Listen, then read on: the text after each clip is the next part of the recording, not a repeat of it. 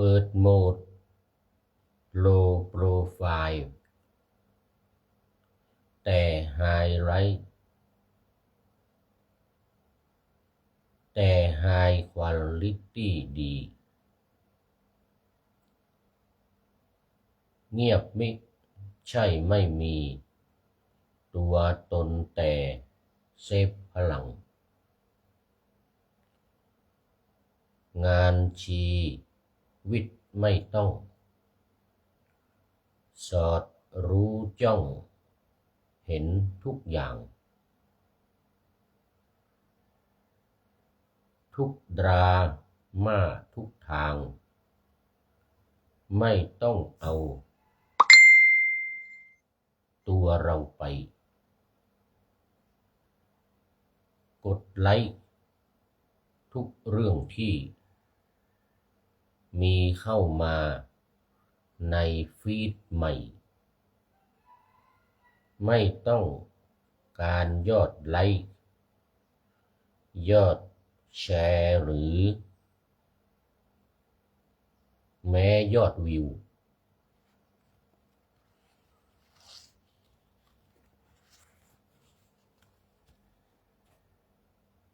แต่ต้อง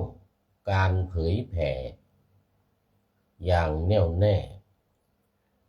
พุ่งชิวๆสู่ The Worldwide News เป็นธรรมทานบุญกิริยาซึ่งมีอานุภาพแทรกซึมซาบทั่วโลกาอานิสงส์มหาศาลยิ่งสำคัญที่ใจขอถวายความนอบน้อมแด่พระรัตนตรัยมีพระพุทธเจ้าเป็นต้นขอถวายความเคารพพระมหาเถระพระเถรานุเถระเจ้าคณะพระสังฆาธิการ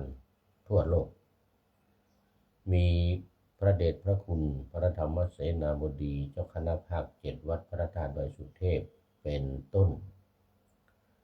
และขออำนวยพรแด่ท่านผู้ฟังท่านผู้ชมสาธุชนพุทธบริษัททั้งหลายวันนี้รายการธรรมะหลังธรรมวันเย็นของวัดพระธาตุดอยสุเทพออกอากาศทางสถานีวิทยุพระพุทธศาสนาแห่งชาติและจริยธรรมวัดพระธาตุดอยสุเทพระบบ FM 96 เมกะเฮิรตซ์มีพ่อครูวรรลบนามวงพรหมเป็นผู้อำนวยการอาจารย์พระมหาประสิทธิ์ประสาธิโกเป็นหัวหน้าสถานีและอัตมภาพพระครูปริยัติยานุศาสตร์เป็นผู้บรรยายเป็นประจำทุกวันเวลา 18:40 นาทีถึง 19:10 นาทีตอนนี้ขอต้อนรับพระเดชพระคุณหลวงพ่อสุทธิสงึมรำจากจังหวัดบุรีรัมย์เข้ามาแต่หัวรุ่งโอ้สาธุสาธุกราบขอบพระคุณหลวงพ่อเป็นอย่างยิ่งเป็น FC ตัวจริงจริงเหมือนพระครูธรรมธรสุริยันแล้วเป็น FC ตัวจริงพระเดชพระคุณหลวงพ่ออนุเคราะห์เข้ามาทุกรายการให้กำลังใจแก่ผู้พูดแล้วก็เป็นอาทิกัลยาณธรรมโมวันนี้ เข้ามาเขาเรียกว่าไก่ยังไม่ทันโหสุริโยยังไม่จับขอบฟ้าปะหน้าธรรมาสยังไม่เสร็จ อันนี้คุณหลวงพ่อเข้ามาแล้วพร้อมด้วยหัวใจใสๆสีชมพูอวยพรวันเกิดให้ผู้พูดวันอังคาร โอ้ขอบคุณมากพระเดชพระคุณหลวงพ่อ สุทธิเสริมลำจากจังหวัดบุรีรัมย์วันนี้วันนี้ก็บันทึกเสียงมาจากวัดป่าแดงมหาวิหารซึ่งมีพระเดชพระคุณหลวงพ่อพระครูโคสิทธิปริยัติยาภรณ์หลวงพ่อเจ้าคณะตำบลสุเทพเขตหนึ่งอดีตรองอธิการบดีมหาวิทยาลัยมหาจุฬาลงกรณราชวิทยาลัยวิทยาเขตเชียงใหม่สมัยหลายปีมาแล้วซึ่งสมัยนั้นผู้พูดก็เป็นผู้ช่วยอธิการบดีเหมือนกัน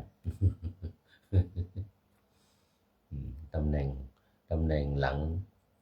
ลังสุดก่อนเกษียณหลังสุดก่อนเกษียณอายุมานี่นะ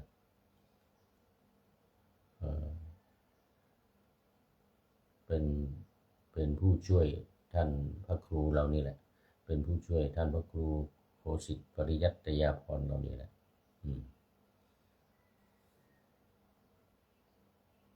อยู่ที่วัดสวนดอกอำเภอเมืองเชียงใหม่เป็นที่ตั้งของมหาวิทยาลัยมหาจุฬาลงกรณราชวิทยาลัยวิทยาเขตเชียงใหม่ซึ่งปัจจุบันนี้ย้ายออกไปอยู่ที่หมู่บ้านโป่งกุ่มอำเภอแม่ฟ้าหลวง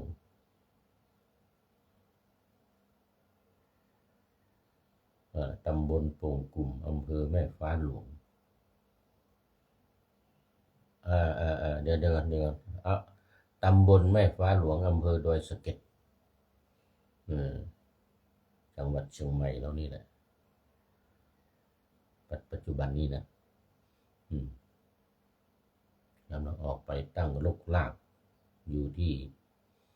หมู่บ้านโป่งกุ่มนี่ตั้งแต่สมัยท่านพระครูหลวงพ่อเดชหลวงพ่อพระครูโคสิทธิปริยัติยาภรณ์เป็นรองอธิการบดีและผู้พูดนี้เป็นผู้ช่วยอธิการบดีอยู่สมัยนั้นนานเนกาเลมาพอสมควร 10 กว่าปีมาแล้วน่าจะเป็นเกือบ20 ปีนะ10 กว่าปีนะ10 กว่าปี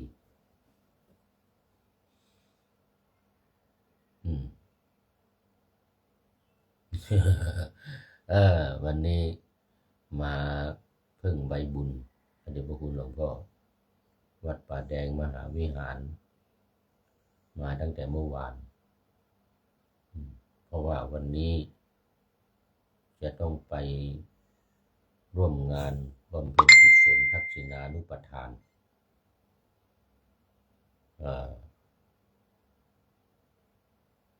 ท่านรองศาสตราจารย์ดร.อินทาพวกเรานี่แหละลุงพี่เรานี่แหละ อยู่ที่มหาวิทยาลัยมหาจุฬาลงกรณราชวิทยาลัยส่วนกลางกรุงเทพที่พระนครศรีอยุธยาเนี่ยนะแล้วก็อยู่ที่กรุงเทพบ้านพักอยู่ที่กรุงเทพมหานครชาปนกิจศพไปเรียบร้อยแล้ว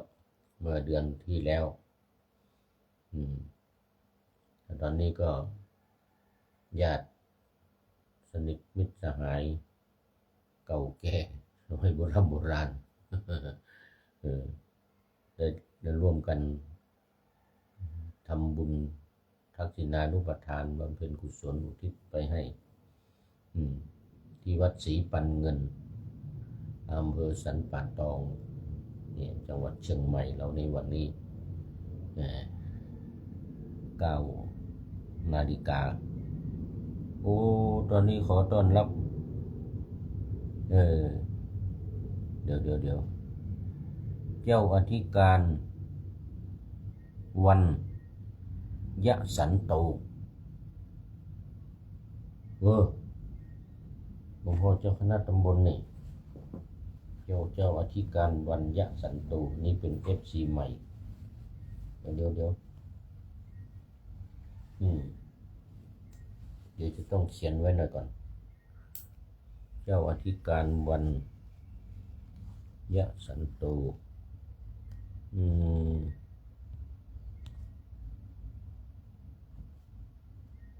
จากวัดไหนโน้เนี่ยแถวสันปัดตองหรือเปล่า เป็น FC ใหม่ขอบคุณมากท่านเจ้าอธิการวันนี่นะหลวงพ่อเจ้าคณะตำบลอะไรน้อนี่โมนาตื่นแต่เช้าเลยทีเดียวร่วมกับพระเดชพระคุณหลวงพ่อสุทธิสงึมรำเป็นอาธิกัลยาณธรรมโมผู้มีธรรมอันงามในเบื้องต้นคือศีล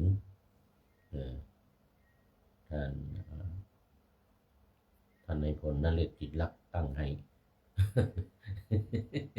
ว่าไปเข้ามาตอนต้นตอนแรกเนี่ยนะนี่ยิ่งอย่างหลวงพ่อสุทธิสงึมลำนี่มาตั้งแต่ไก่ยังไม่ทันโหนี่นะสุริโยยังไม่จับขอบฟ้านี่นะ เป็นอาธิกัลยาณธรรมโมว่างั้นนะท่านในผลนเรศจิตลักษ์ของเรานี่แหละเรียนทำ8 ประโยค เดี๋ยวนี้ต่อไปรายการของเรานี่ทุกรายการ FC เข้ามานี่มาเบื้องต้นก็เป็นอาธิกัลยาณังมาท่ามกลางก็เป็นมัชเชกัลยาณังตัวมีความงามในท่ามกลางคือสมาธิแล้วใครมาใกล้ๆจะหมดเวลาหรือหมดเวลาแล้วเข้ามาอย่างนี้นะ เป็นปริโยสานะกัลยาณังมีความงามในที่สุดได้แก่ศีลสมาธิปัญญารายการธรรมะของเรานี่ทุกรายการทั้งหมด4 รายการจัดนะบางวันออกอากาศทางวิทยุ10 ครั้งดักตั้งแต่เช้าจนถึงเที่ยงคืนนะใครเปิดวิทยุมานะสถานีไหนก็ตั้งแต่เช้า7:30ถึงเที่ยงคืน5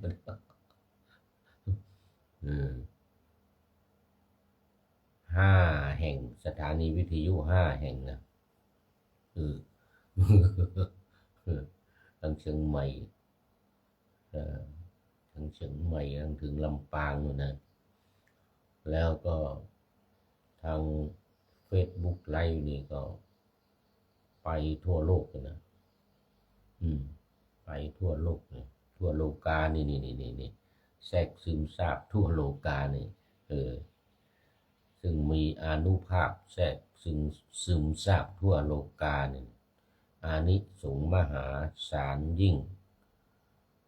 สำคัญที่ใจนี่แต่มาสำคัญที่ใจนะอันนี้ก็ท่านนายพลนเรศจิตลักษ์ให้ข้อคิดไว้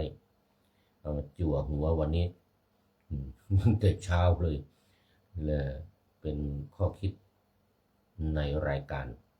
ทุกวันเราจะมีข้อคิดดีๆไว้ท้ายรายการบางทีไม่เข้ากันกับเนื้อเรื่องที่พูดหรอกแต่เป็นข้อคิดเป็นประจำแล้วก็แต่บางทีมันก็มาสัมพันธ์กับเรื่องในรายการนะอย่างวันนี้น่าจะเข้ากันอยู่นะ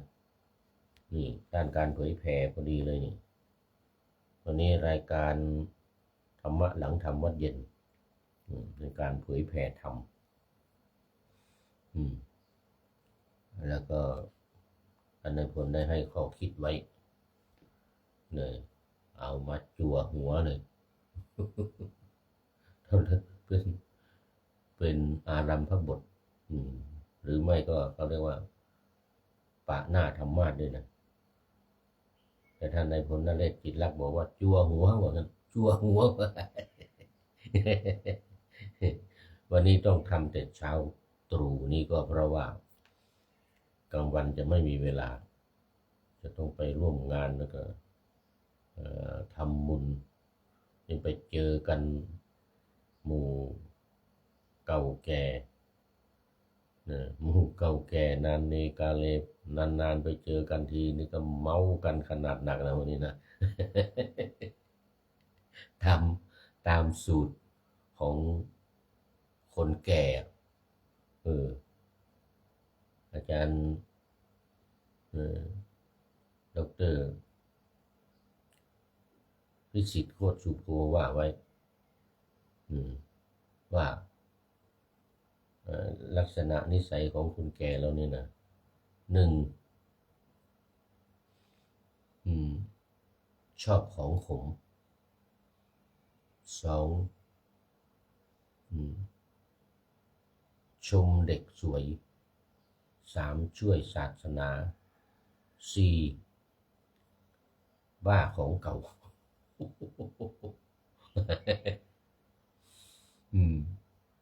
ห้าเล่าความหลังหกผิวหนังเหี่ยวเจ็ดเยี่ยวไม่พ้นตีนมานะ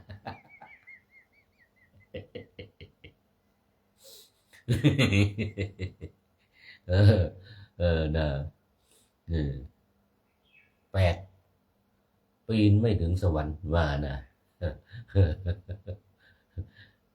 ท่านในพลนเรศจิตรลักษณ์ด้วยว่าฝากไว้ลักษณะของคนแก่เดี๋ยววันนี้ไปพบกันหมู่เก่าแก่นานเนกาเลนี่นะอายุ70-80 ปีกันทั้งนั้นละอย่างน้อยก็70 60-70ก็เสียนกันหมดแล้วรองศาสตราจารย์ดร.อินทาของเรานี่ก็เกษียณแล้วเหมือนกันแต่เกษียณมาแค่30 ปีมั้ง30 ปี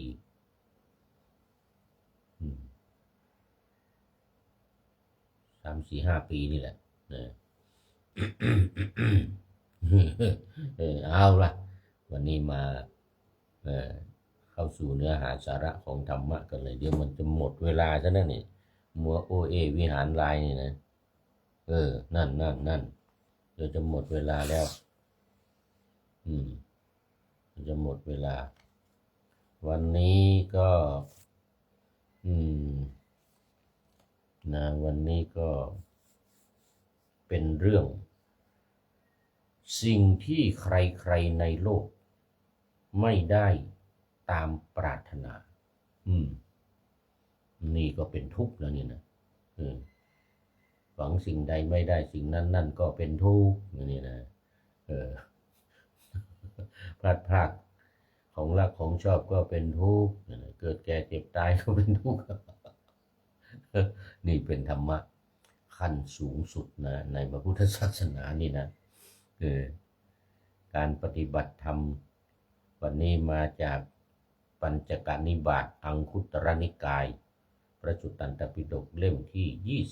22นี่อังคุตรนิกายนี่เล่มที่20-24อันนี้เป็นเล่มที่22หน้าที่59-62ข้อที่48นี่นะต้องขอบคุณก่อนขอบคุณหนังสือพุทธวจนะหมวดธรรมเปิดธรรมที่ถูกปิดเรื่องปฏิบัติสมถะและวิปัสสนาซึ่งทีมงานของท่านอาจารย์คึกฤทธิ์โสติพโลนำมาลงไว้ในหนังสือพุทธวจนะนี่เป็นเรื่องตรงกับการปฏิบัติทั้งนั้นเลยสมถะและวิปัสสนาตรงกับรายการธรรมะหลังธรรมวัดเย็นเราพูดถึงเรื่องของการปฏิบัติทั้งสมถะและวิปัสสนาโดยเฉพาะจะเน้นวิปัสสนาขณะที่พระเดชพระคุณหลวงพ่อพระธรรมเสนาบดีเจ้าอาวาสวัดพระธาตุดอยสุเทพเจ้าคณะภาค7นี่นะกำลังนำพระภิกษุสงฆ์สามเณรศรัทธาญาติโยมปฏิบัติ กรรมฐานอยู่ในวิหารบนวัดพระธาตุดอยสุเทพขณะนี้นะว่า6:40ถึง7นะ18ก็เอาไป18:40ถึง19:10นี่นะบนวิหารทุกวันแต่เป็นสมถกรรมฐานเน้นพุทธานุสติ1 ใน 10ของอนุสติ10เลยนะแล้วก็1 ใน 40ของอารมณ์สมถกรรมฐาน เป็นที่นิยมกันมากพุทธานุสตินี่นะมันมีวิธีการ3 อย่างก็คือบริกรรมนี่พระเดชพระคุณเขากำลังนำบริกรรมพุทโธพุทโธพุทโธเอาอานาปานสติมาบวกด้วยหายใจเข้าพุทยาวๆหายใจออกโธนี่นะ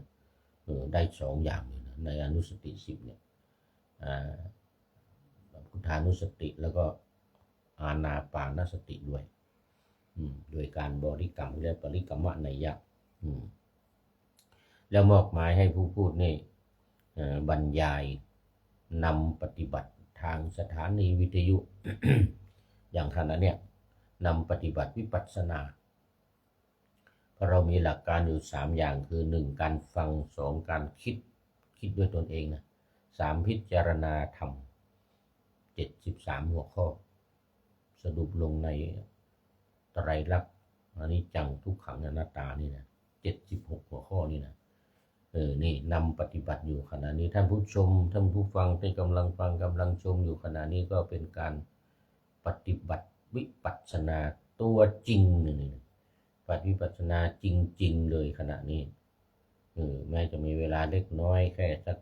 20 นาที30 นาทีนี่ก็เป็นการปฏิบัติวิปัสสนาตัวจริงเน็ตเลยเรียกว่าวิปัสสนาการปฏิบัติวิปัสสนาการฟังท่านผู้ฟังก็กำลังฟังนี่เรียกว่าเป็นการปฏิบัติวิปัสสนาผู้พูดเองกำลังพูดอยู่นี่ก็ฟังตัวเองพูดปากอยู่นี่หูอยู่นี่ ฟังเสียงจากนี่ฟังเสียงจากปากนี่เป็นการปฏิบัติวิปัสสนาจริงเพราะหลักการข้อที่1คือการฟังสมัยนานเนกาเลยสมัยพุทธเจ้ามาแล้วปฏิบัติวิปัสสนาโดยการฟังนี่นะเป็นที่นิยมแล้วก็พระพุทธเจ้าทุกพระองค์ทำมาเดี๋ยวจะหมดเวลา เอามาดูก่อนภิกษุทั้งหลายนี่ฐานะ5 ประการเหล่านี้อันสมณะเทวดามารพรหม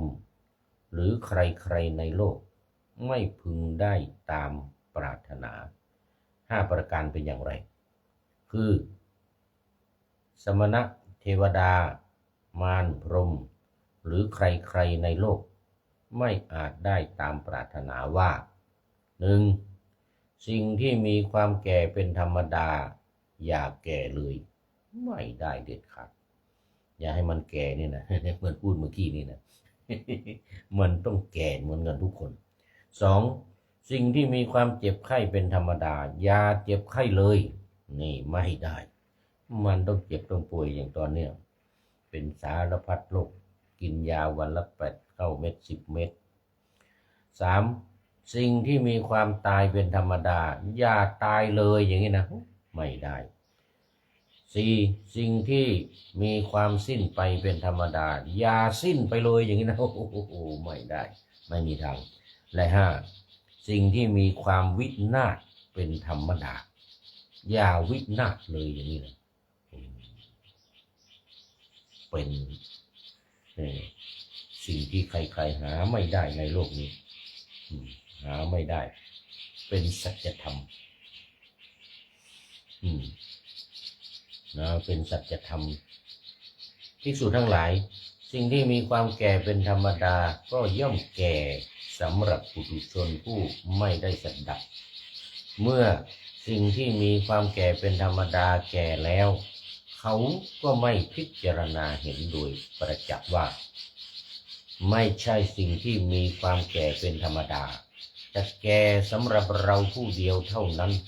โดยที่แท้แล้ว สิ่งที่มีความแก่เป็นธรรมดาย่อมแก่สำหรับสัตว์ทั้งปวงที่มีการมาการไปการจุติการอุบัติก็เมื่อสิ่งที่มีความแก่เป็นธรรมดาแก่แล้วเราจะมามัวเศร้าโศกกระวนกระวายร่ำไรรำพันทุบอกชกหัวร่ำให้ถึงความหลงไหลแม้อาหารก็ไม่ย่อยกายก็เศร้าหมองการงานก็หยุดชะงักพวกอมิตรก็ดีใจมิตรสหายก็เศร้าใจดังนี้เหมือนวันนี้จะไปร่วมงานศพงานทักษิณานุปทานนี่นะเราหลานญาติสนิทของอาจารย์ด็อกเตอร์ยินทานี่ก็เศร้าส้อยเศร้าโศกเสียใจนะนี่เรื่องมันนะดังนี้ปุถุชนนั้นเมื่อสิ่งที่มีความแก่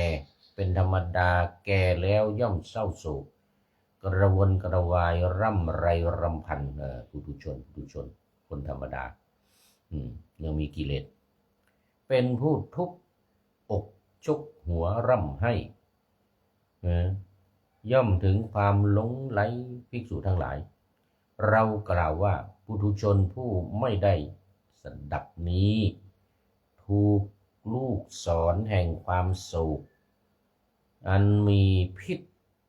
เสียบแทงแล้วโอ้โหลูกศรแห่งความโศกเสียบแทงจิตใจทำตนเองให้เดือดร้อนอยู่นี่เรื่องมันทำตัวเองให้เดือดร้อนทำตัวเองให้เดือดร้อนอยู่โอ้ตอนนี้ขอต้อนรับท่านอาจารย์วิษณุนิติยานนท์จากนครสวรรค์โอ้เดี๋ยวก่อนวัดน้ำทรงนัจังหวัดนครสวรรค์สาธุครับผมเป็นปริโยสานะกัลยาณธรรมโมท่านอาจารย์เป็นผู้มีธรรมอันงามในที่สุดนี่เพราะว่าตอนนี้มันจะหมดเวลาแล้วมาในท้ายสุดของรายการบางทีไม่แน่บางทีมีมาอีกนะโอ้โมทนาของท่านอาจารย์เมื่อกี้มีท่านอาจารย์เจ้าอธิการวันยะสันโนนี่ยังไม่ทราบอยู่วัดไหนยังไงจังหวัดอะไรแต่นี่ท่านอาจารย์จังหวัดนครสวรรค์ที่เป็น FC ตัวจริงอีกท่านหนึ่งเข้ามาในรายการเป็นประจำ โนทนาสาธุขอบคุณเป็นอย่างยิ่งเอามาหมดเวลาพอดี ยังไม่จบนี่สิ่งที่ใครไม่ได้สมปรารถนานี่ยังไม่จบนี่ยังเดี๋ยววันต่อไป วันต่อไปเราจะได้นำมาพูดคุยกันอีกมันไม่มีใครได้เลยมันไม่อยากได้ก็ไม่มีใครนี่เห็นไหมมาแล้วสุดท้ายจริงๆมันนี่สุดท้ายจริงๆก็คือคุณโยมจิระปรียาโยมปั้มโอ้สาธุนี่อยู่นี่ทางวัดธาตุสตอยนี่นวัดธาตุสตอยอำเภอเมืองแล้วนี่แหละตำบลวัดเกตคุณโยมปรียาโยมปั้มเดี๋ยวโยมป้อมจะไปอุปถากจะไปทำอาหารที่ประเทศญี่ปุ่น จะเป็นอาสาสมัครไปทำอาหารที่ประเทศญี่ปุ่นวัดป่ามิเอะเมืองอิกะจังหวัดมิเอะประเทศญี่ปุ่นเดี๋ยวเดือนหน้านี้ไปเดือนหน้านี้ไปจำพรรษาที่ประเทศญี่ปุ่นคุณโยมจิระปรียาโยมป้อมกราบนมัสการเจ้าข้าว่างั้นนะเป็น ปริโยสานะกัลยาณธรรมิกานี่เป็นเพื่อนมีทำอันงามในที่สุดคือปัญญานี่มีศีลสมาธิปัญญานะใครเข้ามาก่อนเป็นศีลนะเข้ามาท่ามกลางเป็นสมาธิใครเข้ามาที่สุดนี่เป็นปัญญานี่เป็นผู้มีปัญญาในปัญญาศีลสมาธิปัญญาเอาแล้วหมดเวลาวันนี้โมทนาขอบคุณโยมจิรปรียาโยมป้อมแล้วก็ท่านอาจารย์วิษณุนิติยานนท์นี่นครสวรรค์แล้วก็เจ้าอธิการวันนอกนั้นที่ผ่านไปแล้วก็หายไปมองไม่เห็น โมทนากับทุกท่านที่เข้ามาในวันนี้มาดูข้อคิดท้ายรายการของท่านนายพลนเรศจิตรักให้ข้อคิดไว้ว่าเปิดโหมด low profile แต่ high quality ดีว่างั้นนะเป็นภาษาอังกฤษซะด้วย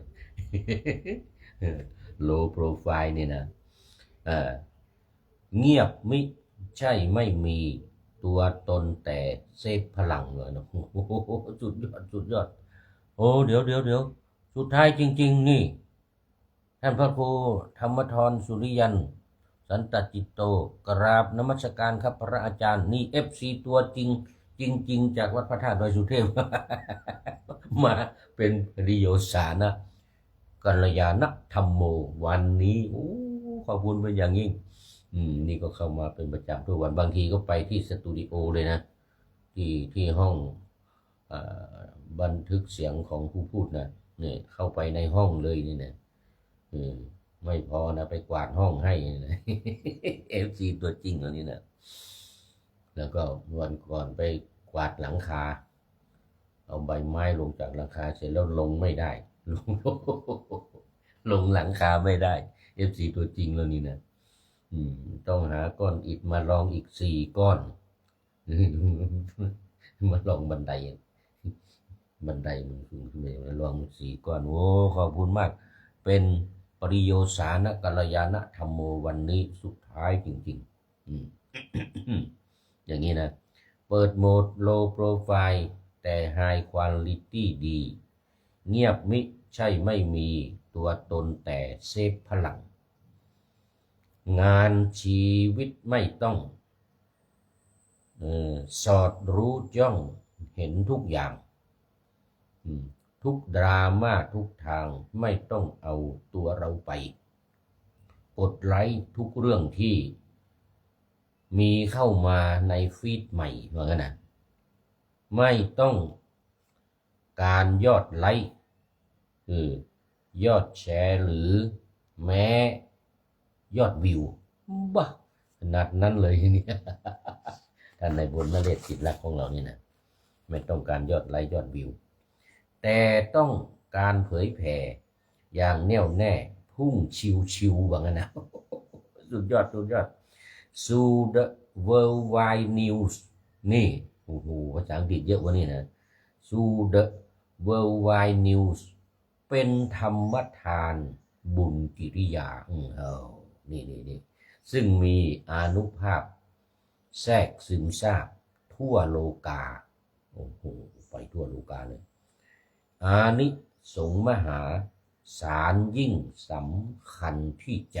นี่มาเน้นจุดที่ใจนี่มาเน้นจุดที่ใจโมทนากับท่านนายพลนเรศจิตลักษณ์เป็นอย่างยิ่งที่ให้ข้อคิดมาในท้ายรายการวันนี้ขออำลาพระราชจากผู้ชมฟังที่เดินยืนนั่งนอนฟังทั้งหลายขอให้มีความสุขใจและกายสดชื่นสบายไปตลอดกาลนำเอาธรรมะไปปฏิบัติเพื่อให้กำจัดทุกข์ใหญ่ภัยพานคนเกิดตายในวัฏสงสารบรรลุนิพพานทุกท่านกันเถิดขอเจริญพร